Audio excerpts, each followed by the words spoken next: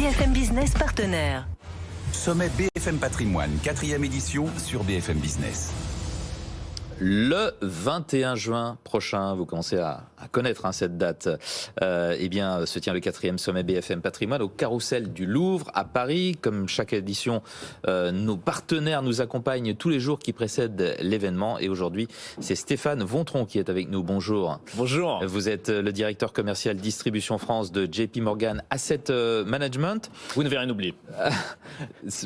Écoutez, voilà. C'est vrai que non, mais c'est pas facile. C'est pas facile. C'est plus votre titre qui est long que le nom de votre société. Avec vous, on va parler de la santé. Là, c'est court. Santé, en tant que thématique d'investissement, on en parle de plus en plus. Au moment où on semble sortir de la pandémie de Covid, quel est un petit peu le contexte? Expliquez-nous.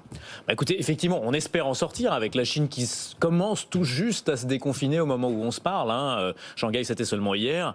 Donc, c'est très, très progressif. Donc, effectivement, malheureusement, c'est pas encore derrière nous, mais le contexte, en termes de performance, ça a été des performances résilientes en 2020, mais donc qui ont été très résistantes sur la baisse de marché, mais en revanche, qui ont marqué le pas sur la reprise de la deuxième partie d'année que nous avions connue en 2020, une bonne performance l'an dernier, et puis une respiration comme l'ensemble du marché. Alors, la santé surperforme nettement la moyenne du marché, mais néanmoins est en baisse depuis le début de l'année. Il nous semble que c'est un contexte intéressant pour s'y intéresser dans la mesure où il y a des caractéristiques très intéressantes de la santé comme la faible cyclicité, les perspectives de croissance extrêmement lisibles et précisément pas directement indexées au cycle, et justement des valorisations qui redeviennent un peu plus attractives avec cette baisse de marché. Bon, vous avez commencé à nous teaser un petit peu toutes les raisons pour lesquelles c'est intéressant de justement regarder le secteur de la santé. Où en sont les valorisations? C'est important, il faut en tenir compte quand même. Absolument, alors surtout dans le contexte actuel. Alors les valorisations, elles sont globalement plutôt en baisse depuis le début de l'année, amenées par la mécanique de remontée des taux, assez logiquement.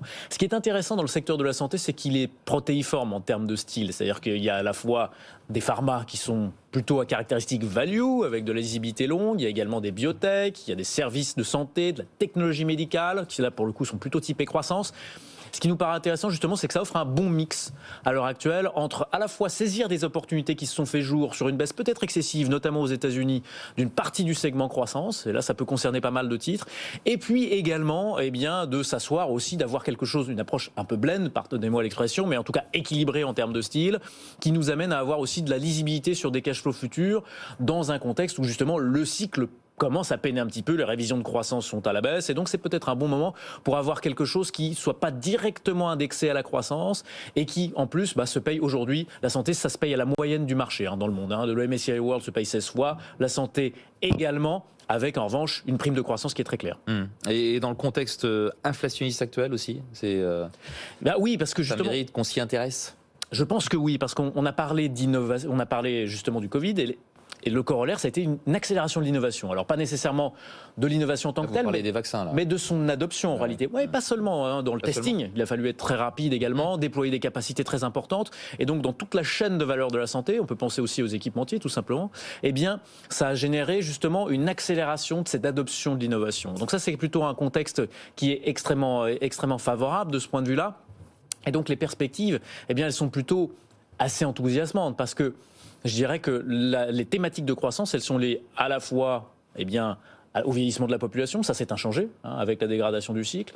L'accès aux soins des populations émergentes, ça c'est quelque chose aussi qui a été un vecteur de développement très fort, y compris durant la pandémie. Et ça reste aussi un levier de croissance qui est inchangé et qui est acyclique. Et je dirais que la trajectoire qui est que la santé qui pèse un peu moins de 7% du PIB mondial aujourd'hui devrait tangenter les 10% à horizon 2050, là aussi, ne va pas vraiment souffrir d'aléas et au contraire, la pandémie de Covid a plutôt renforcé cette tendance de long terme. Alors comment est-ce que l'on aborde ce thème de la santé concrètement? Justement, en fait, avec des experts, c'est ce qu'on essaye de faire chez JP Morgan Asset Management. On a aujourd'hui 10 experts qui sont spécialisés sur le segment, qui cumulent une expérience moyenne de 25 ans. Donc je pense que c'est quelque chose qui ne s'improvise pas. Notre méthode a toujours été tout d'abord de s'assurer de la pertinence des méthodes, d'abord et avant tout, et puis ensuite de le réconcilier dans un cadre de valorisation. Et puis surtout d'être être assez libre justement dans la lecture de la santé, c'est-à-dire de ne pas être dans un segment qui soit trop peu vaste, mais qui soit suffisamment large pour faire une gestion diversifiée. Et j'évoquais tout à l'heure les différents sous-segments que peuvent être les valeurs pharmaceutiques, auxquelles on pense spontanément quand on parle de santé, mais également les services de santé. Et notamment sur un marché comme les États-Unis. Les États-Unis, c'est quand même cœur dans le marché de la santé. Aujourd'hui, c'est près de 80% de nos expositions au moment où on se parle. Et c'est vrai que de ce point de vue-là, l'accompagnement de la vieillesse, tous les services connexes de financement de la santé sont des services également qui peuvent être bien connectés à l'environnement inflationniste et à la remontée des taux, puisque ce sont des valeurs qui sont aussi des valeurs financières et donc qui accompagnent cette remontée des taux, en plus de leur pricing power, leur capacité à maintenir les marges grâce à cette innovation qu'on évoquait tout à l'heure. Alors justement, l'innovation, c'est ce qui va continuer de porter ce secteur à l'avenir? C'est statistiquement ce qui a été clé. Les segments d'innovation, les séquences d'innovation ont vraiment été motrices dans la génération de performance de la santé. Elle va être sur quoi cette innovation? Sur les maladies rares. On sait que les big pharma se spécialisent de plus en plus et font des coopérations avec des plus petits acteurs, très pointus. Absolument. Ce qui est un vivier de croissance colossal, parce que, en fait, le développement de ces biotech auxquelles participent ces big pharma, par une diffusion plus large, c'est également aussi une capacité d'intégration, puisque aujourd'hui, ce sont des valeurs.